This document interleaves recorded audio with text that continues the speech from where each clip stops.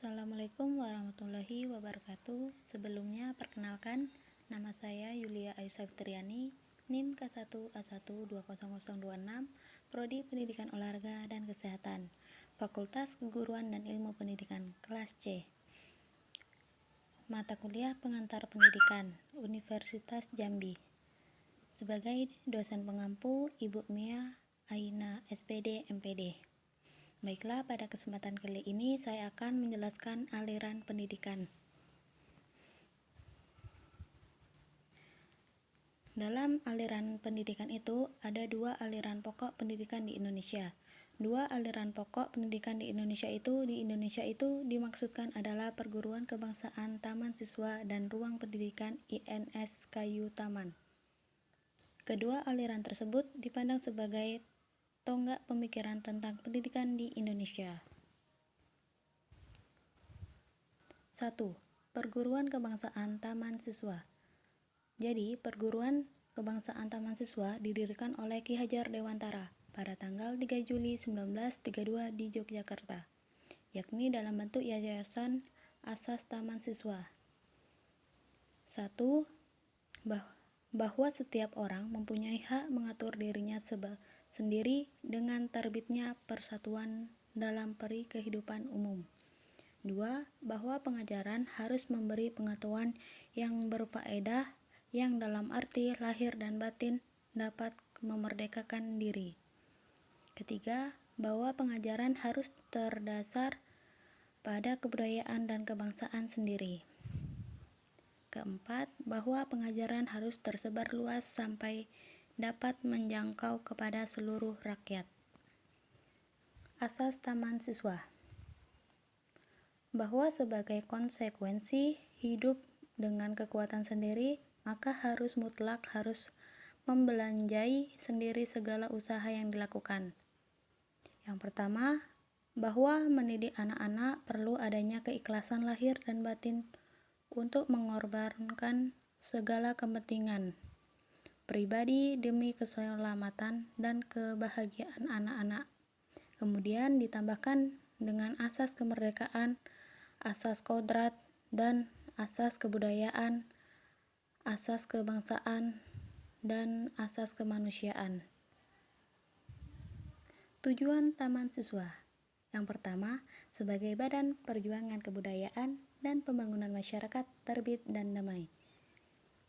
Kedua, membangun didik menjadi manusia yang merdeka lahir dan batin, luhur akal budinya, serta sehat jasmaninya untuk menjadi anggota masyarakat yang berguna dan bertanggung jawab atas keserasian bangsa, tanah air, serta manusia pada umumnya. Upaya-upaya yang dilakukan Taman Siswa. Jadi, upaya-upaya yang dilakukan Taman Siswa, beberapa usaha yang dilakukan oleh Taman Siswa adalah menyiapkan peserta didik yang cerdas dan memiliki kecakapan hidup. Dalam ruang lingkup eksternal, Taman Siswa membentuk pusat-pusat kegiatan kemasyarakatan. Hasil-hasil yang dicapai. Jadi, Taman Siswa telah berhasil menemukan gagasan tentang pendidikan nasional, lembaga-lembaga pendidikan dari Taman Indria sampai Sarjana Wiyata. Taman Siswa pun telah melahirkan alumni-alumni besar di Indonesia. Ruang Pendidikan INS Kayu Tanam. Ruang Pendidikan INS Indonesia Nederlandse School didirikan oleh Muhammad Syafi'i pada tanggal 31 Oktober 1926 di Kayu Tanam, Sumatera Barat. Asas dan tujuan Ruang Pendidik INS Kayu Tanam. Pada awal didirikan, Ruang Pendidik INS mempunyai asas-asas sebagai berikut. Yang pertama, berpikir logis dan rasional. Kedua, keaktifan atau kegiatan. Ketiga, pendidikan masyarakat. Keempat, memperhatikan pembawaan anak. Dan kelima, menentang intelektualisme. Dasar-dasar tersebut kemudian disempurnakan dan mencakup hal seperti syarat-syarat pendidikan yang efektif, tujuan yang diinginkan dicapai, dan sebagainya. Tujuan ruang pendidik INS Kayu Tanam. Jadi tujuan ruang pendidik INS Kayu Tanam ada beberapa, yaitu yang pertama, mendidik rakyat ke arah kemerdekaan. Kedua, memberi pendidikan yang sesuai dengan kebutuhan masyarakat.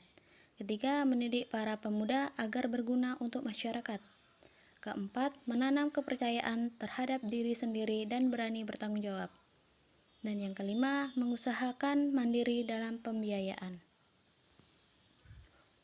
Upaya-upaya ruang pendidik INS Kayu Tanam.